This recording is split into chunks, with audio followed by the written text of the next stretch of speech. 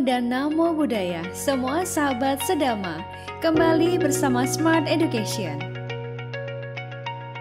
Dalam tradisi Theravada, konsep bodhisatta merujuk pada seseorang yang telah bertekad untuk mencapai pencerahan tertinggi dan sempurna, atau Sama Sambodhi.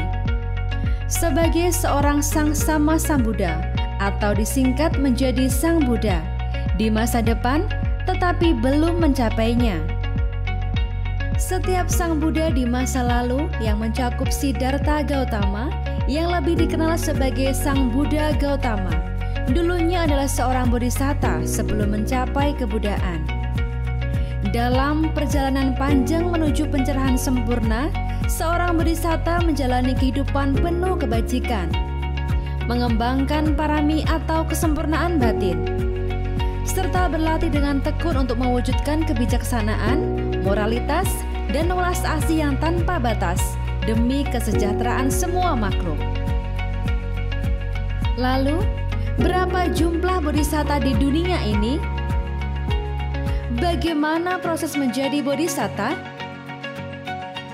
Dalam Smart Education kali ini, kita akan membahas tentang bodhisatta. Bodhisatta yang telah diumumkan. Dalam tradisi Buddhis, biasanya hanya ada satu bodhisatta yang sudah diumumkan oleh Sang Buddha di masa lampau dan aktif pada suatu waktu, yaitu ia telah bertekad untuk mencapai pencerahan sempurna dan diumumkan oleh Sang Buddha menjadi seorang Buddha di masa depan. Sang bodhisatta itu menjalani perjalanan panjang untuk menyempurnakan kualitas moral dan spiritual hingga akhirnya mencapai kebuddhaan.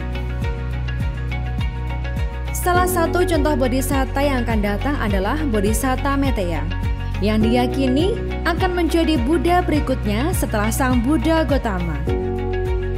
Menurut ajaran Buddhis, Bodhisatta Metteyya saat ini sedang menjalani kehidupan sebagai makhluk surgawi di Tusita, menunggu waktu yang tepat untuk turun ke dunia dan mencapai pencerahan sempurna demi menuntun makhluk menuju kebahagiaan tertinggi. Para bodhisatta yang telah diumumkan itu tinggal di lingkaran pertama sesudah istana rajanya, yaitu yang saat ini bernama Santosita. Santosita juga nama Sang Bodhisatta sebelum menjadi Sang Buddha. Atau lihat Santosita, Dictionary of Pali Proper Names. Bodhisatta yang belum diumumkan. Bodhisatta jenis ini tinggal di surga Tusita, di lingkaran kedua sesudah istana rajanya. Menjadi seorang bodhisatta bukanlah perjalanan yang mudah.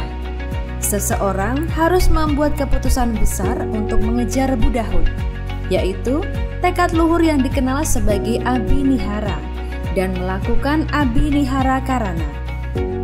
Tekad itu diikuti dengan pengumpulan dan penyempurnaan 10 kesempurnaan moral dan spiritual yang disebut parami, yang dilakukan selama jutaan kehidupan atau 4 asangkya kapa dan 100.000 kapa.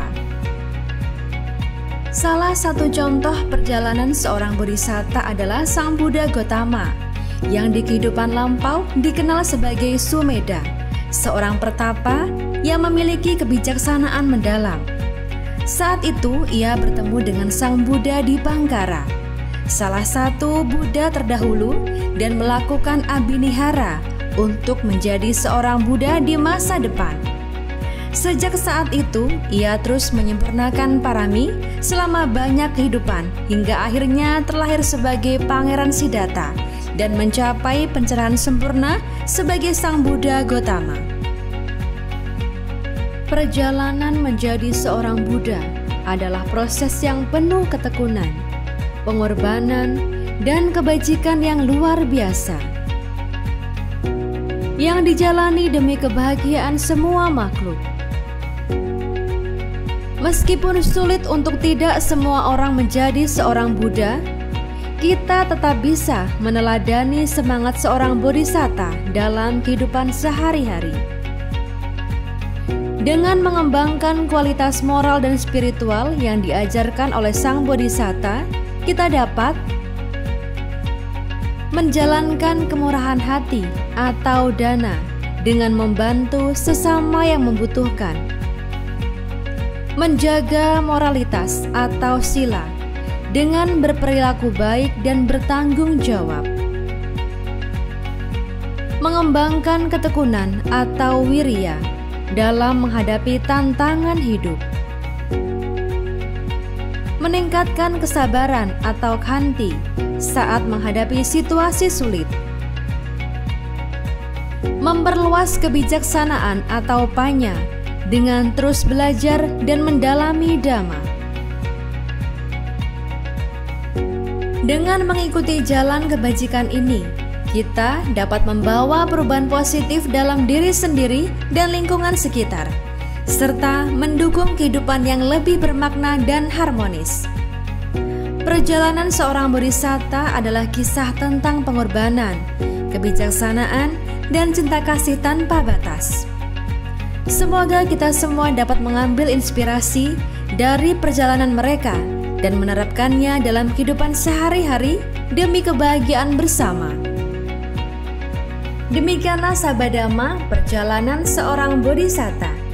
Nantikan topik-topik Smart Education selanjutnya. Silakan like, komen, dan share sebagai Dhamma Dana yang merupakan pemberian yang tertinggi di antara semua pemberian lain, agar dapat dirasakan oleh banyak orang. Topik apa lagi yang ingin Anda pelajari? Silakan komen ya. Sampai jumpa di topik-topik selanjutnya. Semoga semua makhluk bahagia.